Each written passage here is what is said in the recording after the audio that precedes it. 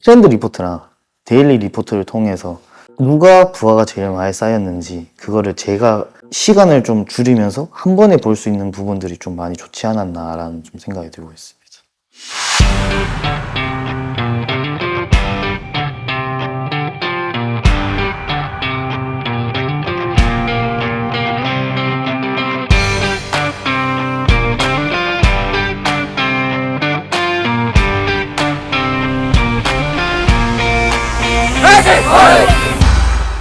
안녕하세요. 수원삼성 블루윙즈 U15 팀의 피지컬 코치를 맡고 있는 노영수라고 합니다. 저의 역할은 부상 방지와 퍼포먼스 향상 그리고 선수 성장에 있어서 큰 역할을 가지고 있고, 그리고 이 연령대 인원들한테 가장 중요하게 생각하는 것은 훈련 태도와 그리고 부상 방지를 위한 정확한 자세, 그리고 항상 성장하려고 하는 마음가짐, 이런 걸 좀 중요하게 생각하고 있습니다. 1학년들 같은 경우에는 갓 초등학교에서 올려온 인원이다 보니까 컨디셔닝 게임 같은 경우에 좀 접촉도 많고 좀 부하에 있어서 많을 것 같아서 그 부분에 있어서는 시간도 조절 좀 다 해주고 그렇게 진행하는 거고, 2학년, 3학년들 같은 경우에는 조금 더 그래도 힘이 붙었고 그리고 기술적인 부분에 있어서 가져가다 보니까 그래도 좀 1학년, 2학년, 3학년에 있어서 좀 다르게 가져가는 부분이 있습니다. 저희가 일단은 주기화를 가져가면서 주기화 설정할 때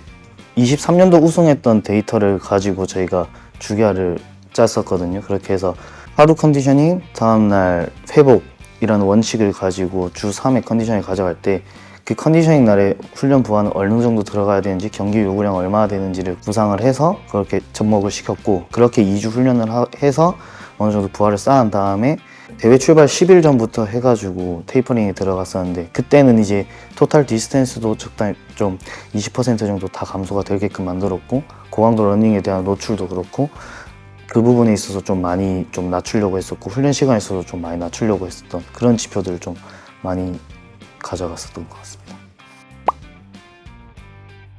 일단 저희 주기화에 맞춰서 진행을 하는데, 일단 화요일에는 가속과 감속에 있어서 좀 노출을 많이 되게끔 진행을 하다 보니까 그날에는 가속 감속 데이터를 되게 집중적으로 보고, 수요일에는 고강도 러닝과 스프린트에 있어서 좀 제일 많이 확인하면서 훈련 시간에 대해서 설정을 하게 되고, 그 보통 모든 훈련들에 있어서 제일 중점적으로 보는 거는 분당 뛴거리이거든요. 분당 뛴거를 알게 되면 훈련 시간에 대해서 그리고 훈련 볼륨에 있어서 설정이 가능하다 보니까 그 지표에 있어서 좀 더 제일 많이 좀 보는 것 같습니다.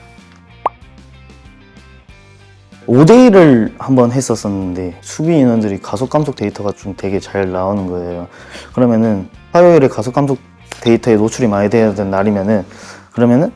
가속 감속 훈련을 5대2로 한번 시켜보자 라는 생각을 가지고 4대2로 해가지고 볼 개수를 따로 만들어 놔둬가지고 이거를 뺏어야지만 나갈 수 있는 거다라고 하니까 아이들이 그 안에서 자연스럽게 가속 감속에 노출이 되고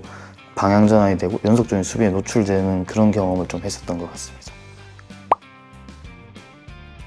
12세랑 15세랑 이제 좀 많이 달랐던 거는,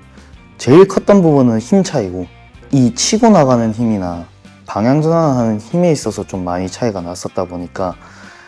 이 GPS 활용을 결국엔 15세부터 좀 더 할 수 있겠다라는 걸 많이 느꼈었고, 좀 더 많이 차이가 나는 거는 이제 회복! 12세 같은 경우에는 정말 매일 게임을 하더라도, 회복이 필요 없다는 얘기는 아니지만 매일 게임을 하더라도 정확한 회복 방법을 알려주면은 그래도 다음날 게임 뛰는데 지장이 없는 느낌이었지만, 15세가 되다 보니까 이게 성장이 좀 빠른 인원들에 있어서는 이 GPS 데이터가 좀 활용이 가능하더라고요. 이 정도 뛰었으니까 다음날 퍼포먼스가 좀 많이 떨어지구나 라는 게 어쨌든 데이터화가 되다 보니까 이게 12세, 15세의 차이점이 아닐까라는 생각도 좀 들고 있습니다.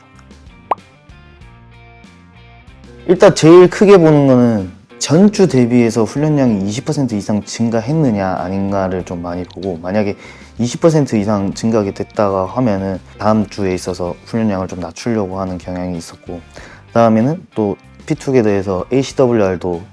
제공을 해주다 보니까 ACWR이 1.5 이상 넘어가는 분들은 좀 고위험군으로 생각을 하고 집에 가서 잘 쉬고 잘 먹고 잘 회복하고 좀 강도에 있어서 좀 조절시켜 주려고 하는 경향이 있었어요.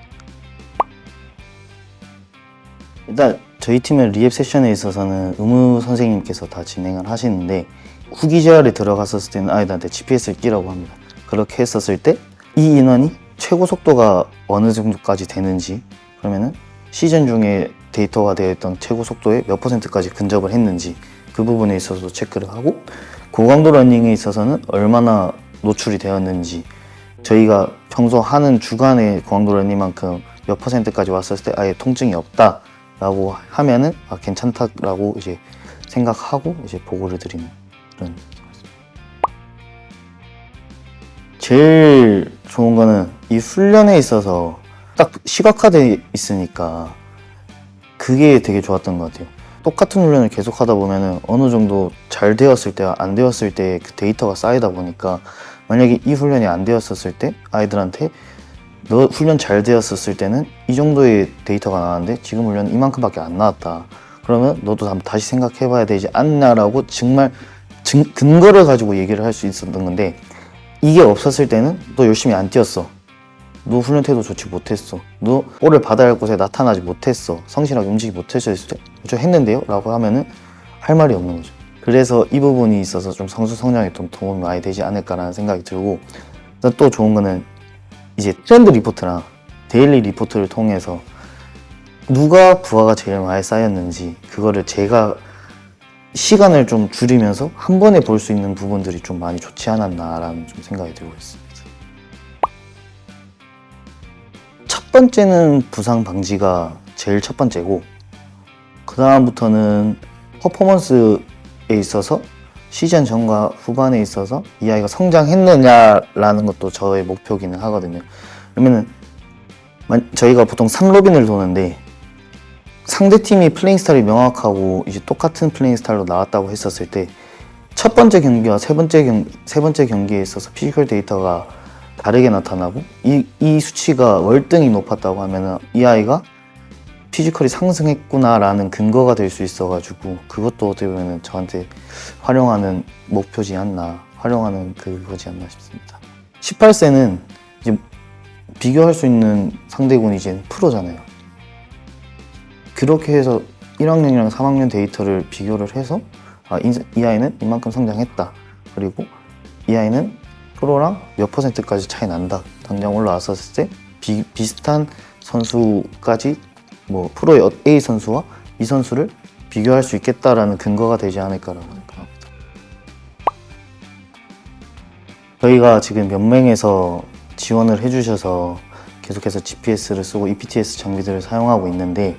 어쨌든 유스팀들은 이런 시스템들이 정확하게 잡혀 있어서 아이들 부상에 관해서도 그리고 선수 성장에 있어서 좀 더 세밀하게 모니터링하고 또 성장을 계속 시킬 수 있는데, 향후 조금 이게 기회가 된다고 하면은 어쨌든 학교팀들도 이 부분들이 있어야, 왜냐면 학교팀도 어떻게 보면 대한민국 축구의 유능한 자원이 될 수도 있는 아이들이면은, 이 아이들이 정말 햄스트링 부상이나 뭐 다른 부상들로 인해서 축구를 그만두지 않고 정말 행복하게 축구를 하려면은 결국 지도자 선생님들이 이런 세심한 관리를 해줘야 좀 더 아이들 성장에 그리고 축구계의 성장에 있어서 도움이 되지 않을까라는 생각을 좀 하고 있습니다.